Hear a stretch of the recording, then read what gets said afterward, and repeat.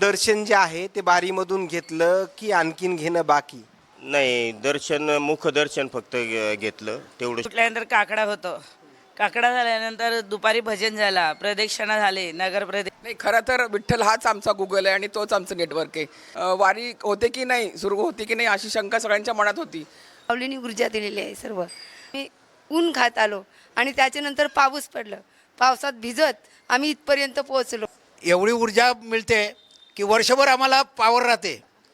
जशी battery charge होते ना तशी बॅटरी चार्ज आमचे येतो आणि वर्षभर आम्हाला बघायलाच लागत नाही.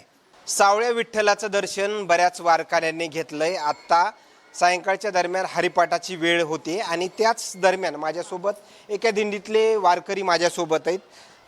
किती वर्षापासून वारी करतायत? मी वारी तशी 1999 पासून करतो, परंतु पायी वारी माझी ही तिसरी वारी आहे. कारण त्याच्या अगोदर मी सर्व्हिसमध्ये होतो, त्याच्यामुळे दर्शन जे आहे ते बारीमधून घेतलं की आणखीन घेणं बाकी?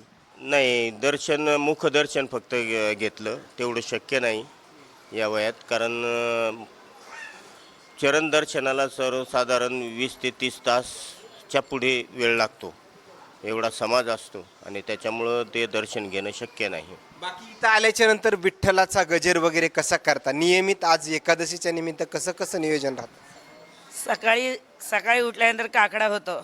काकडा झाल्यानंतर दुपारी भजन झाला, प्रदक्षिणा झाले, नगर प्रदक्षिणा आमच्या होतात.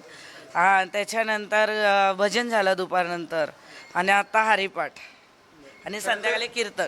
वारीच्या वाटेवर ज्यावेळेस तुम्ही आळंदीमधून निघालात तिथपासून ते इथपर्यंत नेटवर्क कुठेही उपलब्ध नसतं. नेटवर्क विना प्रत्येक व्यक्तीला थोडं कठीण जातं. मात्र तरी पण ही वारी कशी करता? नाही, खरं तर विठ्ठल हाच आमचा गुगल आहे आणि तोच आमचं नेटवर्क आहे.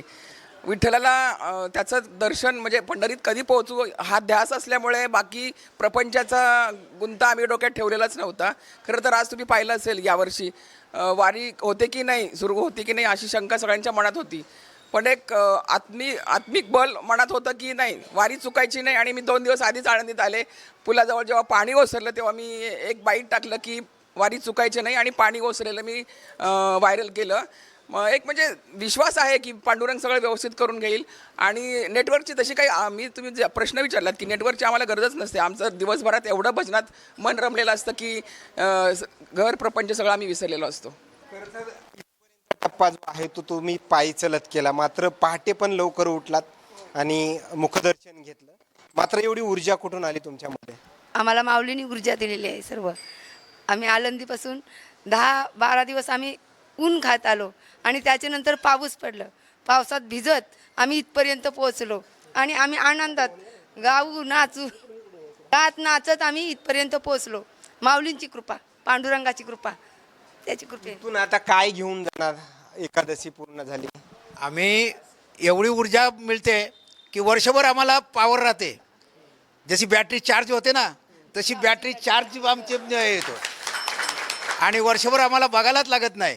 कुठलंच काय आजारी पडत नाही आणि कुठलंच काय येत नाही. पहिला म्हणजे मी तुम्हाला एक माहिती देतो. मी या दिंडीचा अध्यक्ष आहे. ही वास्तू आम्हीच घेतलेली आहे. मी दान केलेले आहे वारकऱ्यांसाठी. आणि आम्ही असं तिघे, किशोर पाटील, विलास महाराज आणि मी, त्याच्या संदर्भातला एकच प्रश्न घेतो. कारण ते कुठलीही वर्गण या करत नाही. आम्ही बऱ्याच दिंड्या पहिल्या वर्गण या करतात, मात्र स्वइच्छेनं दिले तरच तुम्ही घेतात. मात्र इथपर्यंत येणं खूप वारकऱ्यांना खर्च असतो, जेवणाचा खर्च आहे, थांबण्याचा खर्च आहे. मात्र हे सगळं चालतं का? हो, चालतं. आम्ही आमचे वैयक्तिक पैसा अडका लावतो. शिवाय आमच्या ज्या ओळखी आहेत, बिल्डर्स, मोठमोठे कारखानदार, राजकीय लोक, यांच्याकडनं आम्ही पैसा आणतो आणि वारकऱ्यांसाठी संपवतो. आणि आम्ही पहिलाच, मी जेव्हा वाशीच्या रमणबुवांच्या दिंडीमध्ये चालायचो तेव्हा आम्ही 3-3 बकेटमध्ये या जगमध्ये आंघोळ करायचो. एक प्रश्न घेतो, कारण की खरं तर हा पूर्ण नियोजन करायचं कधी असं वाटलं नाही का आपल्याला नको तुमच्या ठिकाणी दुसरे, असं कधी कंटाळा वगैरे येत नाही का? नाही, कधीच कंटाळा येणार नाही आणि येऊच शकत नाही. जोपर्यंत विठ्ठल आमच्या समोर आहे तोपर्यंत आम्हाला हे कंटाळा येणारच नाही. तुम्हाला शेवटचा प्रश्न घेतो. खरं तर कुणी शेतकरी आहे, कुणी नोकर वर्ग आहे, कुणी कोणत्या व्यावसायिक आहे आणि एवढे महिनाभराचा कालावधी जे आहे ते वारीमध्ये मग्न राहायचं. कधी अशी अडचण निर्माण होत नाही का, जेणेकरून ही वारी सोडून जाऊन आपलं आपलं काम करा? नाही, तसं वाटतच नाही. घरची आठवणच नाही पडत. या संदर्भात एक शेवटचा प्रश्न घेतो मी. खरं तर स्वयंपाकाचं नियोजन वारकऱ्यांना कोणतं सुलभ होईल पचनक्रियासाठी सगळ्या गोष्टी बारकाईनं लक्ष, म्हणजे काय काय चर्चा होते एकंदरीत तुमच्या नियोजनकर्त्यामध्ये तुमच्यामध्ये? खरं तर जे मॅनेजमेंट टीम आहे आमची, जे जेवण रोज बनवतं आणि एकंदरीत सगळ्यांचा विचार घेऊन दिवसभर वारकऱ्यांना चालण्यासाठी जी ऊर्जा लागते त्यासाठी जेवढ्या कॅलरीज द्यायला पाहिजे ते सगळ्यांचा विचार आमचे किशोर भाऊ करतात. आणि तुम्ही पाहता तर सगळे व्हेजिटेबल्स, सगळे प्रोटीन्स, सगळे कार्बो म्हणजे जे आवश्यक आहे दिवसभरच्या चालण्यासाठी त्याच्यापेक्षाही जास्त कॅलरीज देण्याचा ते प्रयत्न करतात. तुम्ही पाहाल तर उद्या आम्हाला चायनीज इथे देत आहेत, त्याच्यामध्ये सगळे व्हेजिटेबल्स ते ॲड करतायत. किशोर भाऊ तुम्ही काय काय नियोजन असतं बरं वारकऱ्यांना चांगला एनर्जी येण्यासाठी जे जे जेवण दिलं जातं, काय तुमचं नियोजन आहे? हे जेणेकरून आजारी पडतील नाही या दृष्टीने मी प्रयत्न करतो. आणखीन एक प्रश्न घेतो. या पायी चालत असणारे तुमचे वारकरी आहेत, त्यांच्या आरोग्याची काळजी कशी घेतली जाते? आम्ही आमच्या तंबूमध्ये एक डॉक्टर आहेत, 2-3 डॉक्टर आमच्या बरोबर आहेत आणि मेडिसिन पण आणतात. आम्ही संध्याकाळी एक 7 ते 8 वाजेपर्यंत सलाय, कुणाला गुडघे दुखतात, कुणाचे ताप येत आहे, कुणाचा खोकला येत आहे, त्यांना मेडिसिन दिलं जातं आणि आमचे कदम डॉक्टर आहेत ते हे सगळे बघतात. धन्यवाद. काय परत बोलण्याची इच्छा होती? तुमच्या हरिपाठाचा वेळ देखील होता. नाही, खरं तर मुळातच प्रिव्हेन्शनवर आमच्याकडे जास्त काम केलं जातं. आजारी पडू नये यासाठी व्यवस्थित आहार देणं, सकाळी गरम पाणी भरपूर देणं किंवा टेंटमध्ये साफसफाई ठेवणं, या सगळ्या गोष्टी केल्यामुळे आमची लोक बऱ्यापैकी आजारी पडत नाहीत.